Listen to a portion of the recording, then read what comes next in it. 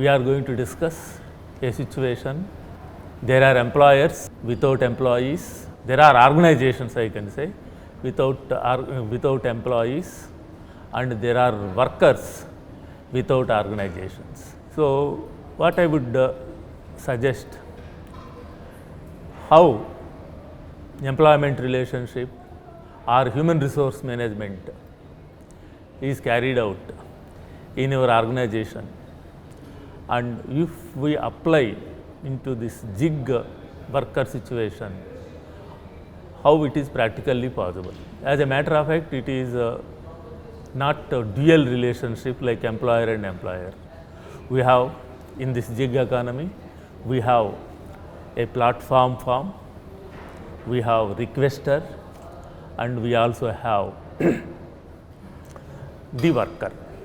So, the relationship is between these three, whereas in the traditional normal organizational setup, the relationship is employer and employee. So, in this type of situation, how we manage human resource activities such as human resource planning, workforce planning, recruitment selection, learning and development, compensation and benefits in the structured organizations like yours, and when we apply those principles, what are the adjustments to be made in this type of situation.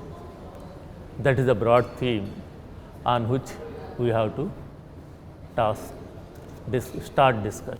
Gig economy is come, we've seen the growth of this mobile based, app based cab company like Uber, Ola, Zomato, Swiggy.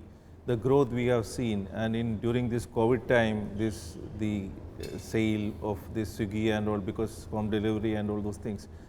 Here the problem is hiring and all is not a problem, because you can hire the people, and again for Uber, a car owner he himself is a partner in the business. He is owning a car and he is driving and he is making the profit and all.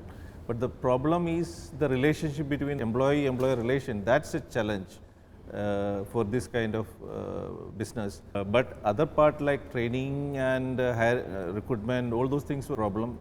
But the problem is the relation of, because nobody knows who is the employer, who is actually really handling. It's all technology based or app based. They are getting incentives or points or whatever money they are getting, the profit is coming into their account. Yeah, there is no contact between the employer and employee. So that's a big challenge. But it is growing, this industry is growing, and it is giving lots of employment to the people. Today you see the youngsters who are not highly qualified, they have a job, whether they are running a cycle and delivering the item which we need instant. It is Swiggy Instamart.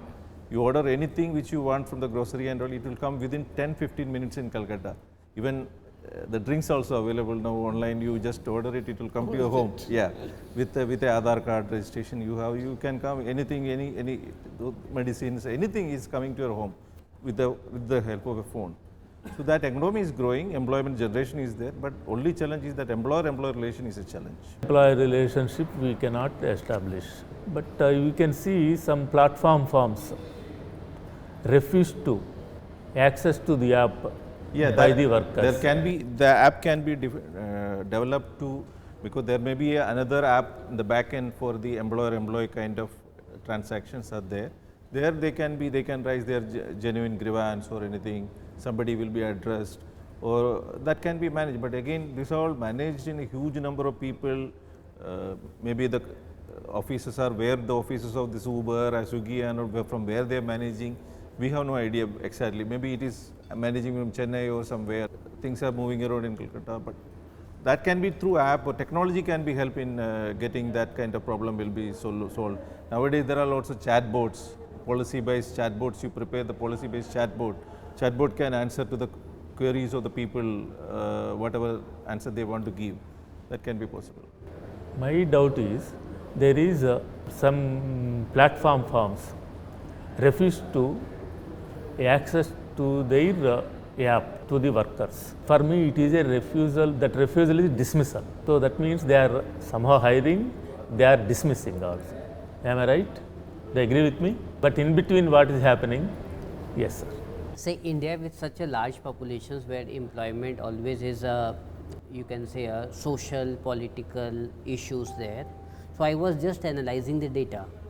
If I ask you who is the largest employer in the country, Of course, Government of India. so in fact defense there is almost 1.5 million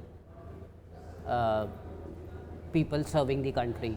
Then we will have railways, we will have a paramilitary forces.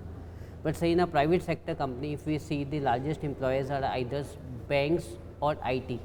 Say TCS would be the largest employer with say 6.5 lakhs. Infosys will have a 3 lakhs. And they are here because it's a people oriented business and they have been here for 3 decades, 4 decades. But I was surprised to see, for example, the Zomato and Swiggy, they claim to have 3 lakh partners, or you can say gig workers with them.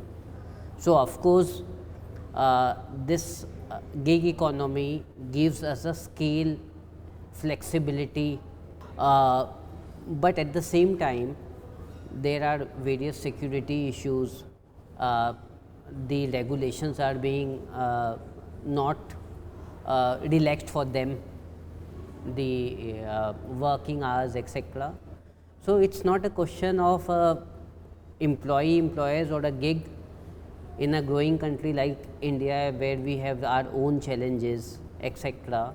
It gives a flexibility to both the employers as well as the person who are working is there. We were also during COVID time, there was a concept of a moonshot. Okay, but for these gig workers, they have a flexibility to work anywhere, anytime.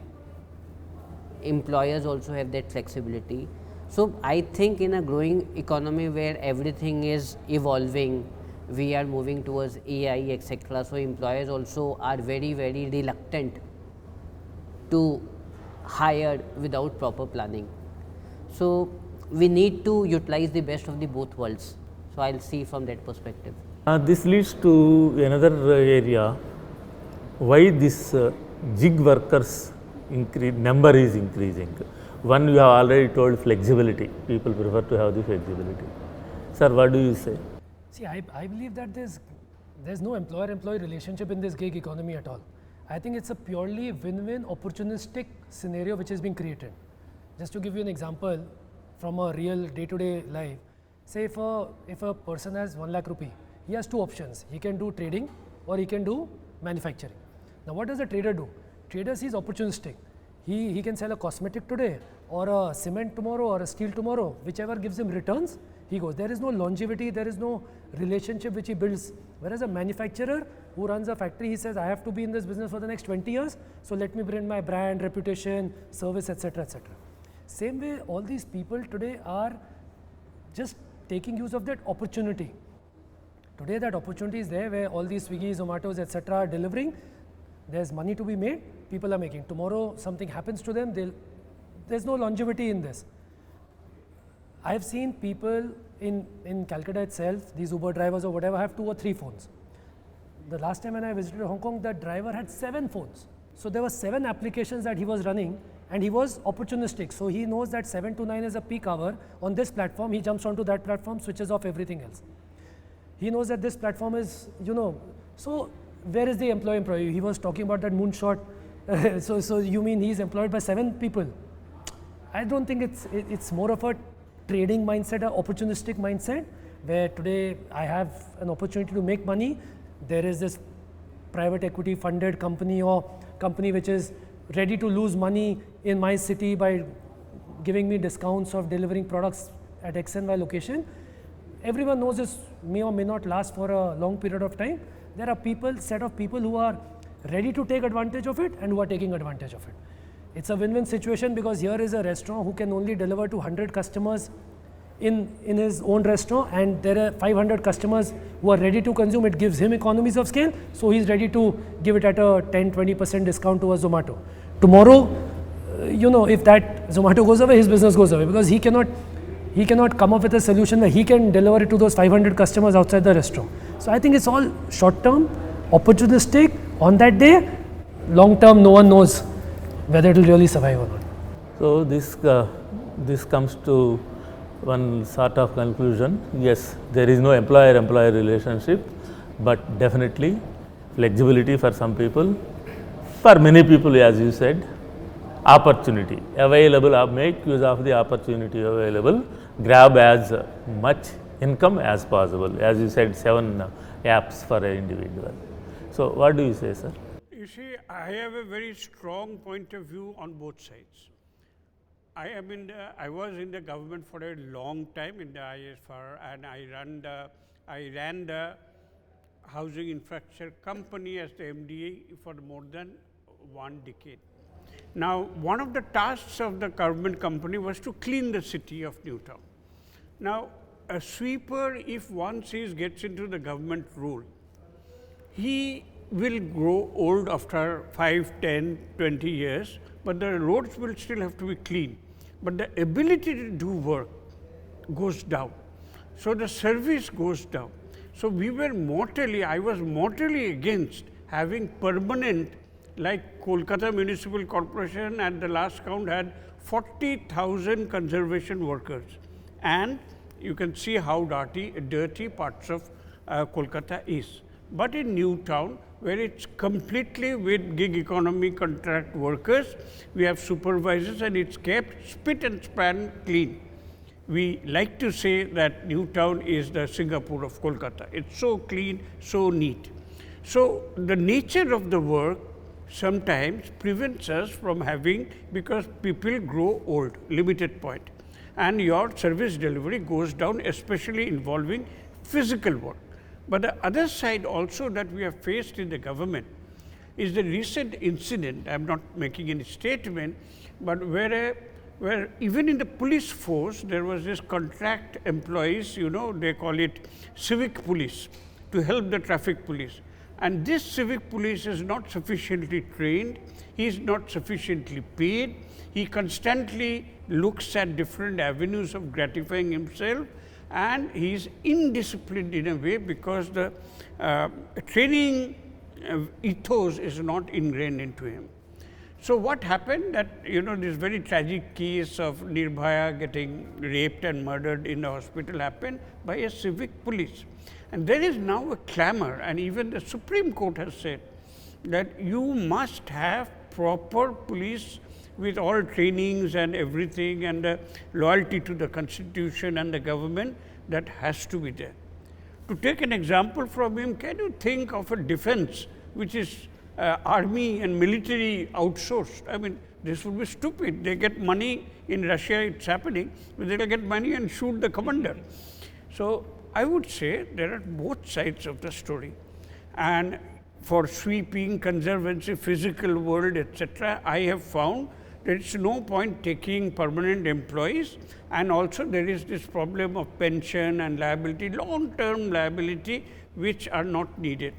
And on the other hand, loyalty to the organization, to the constitution, to the society is also required for ethos, moral, training through that kind of an institution building, and people are part of it. So, we need both to survive and go ahead.